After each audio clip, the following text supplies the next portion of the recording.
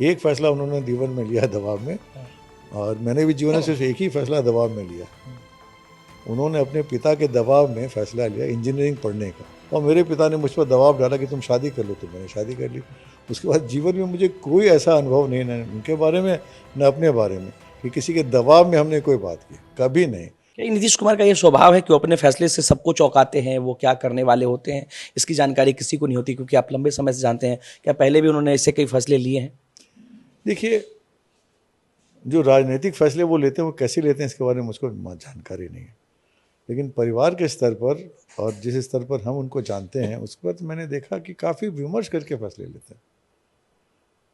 चौंकाने वाले फैसले कभी लेते नहीं हैं। छोटी छोटी चीज़ें जैसे है, मान लो घर में क्या आना चाहिए, क्या सामान कैसे आएगा, तो वो सबकी सहमति से लेते हैं। बच्चे कहाँ पढ़ने जाएंगे, कैसे पढ़ेंगे, सबकी सहमति से लेते हैं।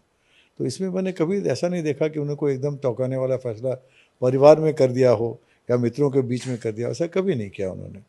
राजनीति में क्या करते हैं, कैसे करते हैं, उसकी मेरी बिल्कुल वाकिफ़ियत है नहीं।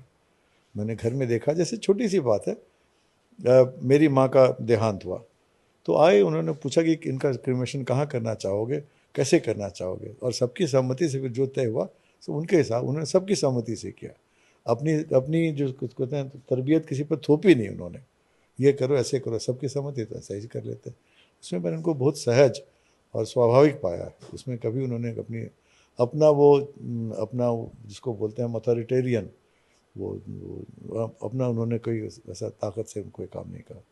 सबकी सहमति से परिवार में सबके साथ काम किया। क्योंकि आप उन्हें बहुत लंबे वक्त से जानते हैं, क्या वो कभी किसी के दबाव में आ सकते हैं? ऐसा आपको लगता है कभी किसी के दबाव में कुछ फैसले ले सकते हैं?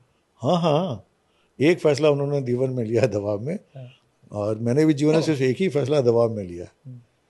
उन्होंने अपने पिता के दबाव में फैसला लिया इंजीनियरिंग पढ़ने का।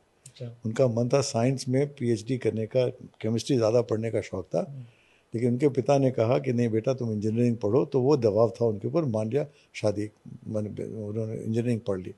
और मेरे पिता ने मुझ पर दबाव डाला कि तुम शादी कर लो, तो मैंने शादी कर ली। उसके बाद जीवन में मुझे कोई ऐसा अनुभव नहीं, न उनके बारे में न अपने बारे में, कि किसी के दबाव में हमने कोई बात की, कभी नहीं। हम अमूमन जो भारतीय शौहर होते हैं, हिंदुस्तानी पति होते हैं, वो पत्नी के दबाव में आ जाते हैं, लेकिन नीतीश कुमार जी को मैंने वो भी कभी होते नहीं देखा।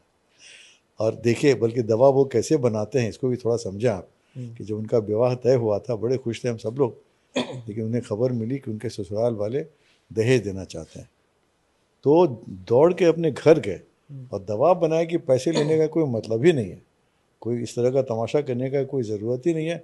और ये जो है ना, क्या नाम है इसका, एक हॉल है यहाँ पर गांधी मैदान के पास में, बड़ा पुराना हॉल है, क्या सा हॉल है, जो भी है, वहीं उन्होंने बिल्कुल सरकारी रजिस्ट्रार के सामने में शादी की, माला बदल लिया और रजिस्टर में साइन करके शादी उनकी हो गई। ना पंडित ना बारात, कुछ नहीं, सीधे सीधे। और उन्होंने, उनके ऊपर कितना दबाव था उस समय, पिताजी का, परिवार का दबाव की, तो उन्होंने उनका जो कार्ड छपा था वो देखने वाला कार्ड है, पता नहीं आपने कभी देखा कि नहीं देखा, तो आपकी किताब में जिक्र है। हाँ हाँ, तो आप देखेंगे तो आपको बहुत पसंद आएगा कि कहा गया था कि सिवाय पुष्प के और कुछ चाहिए ना, आशीर्वाद और पुष्प चाहिए।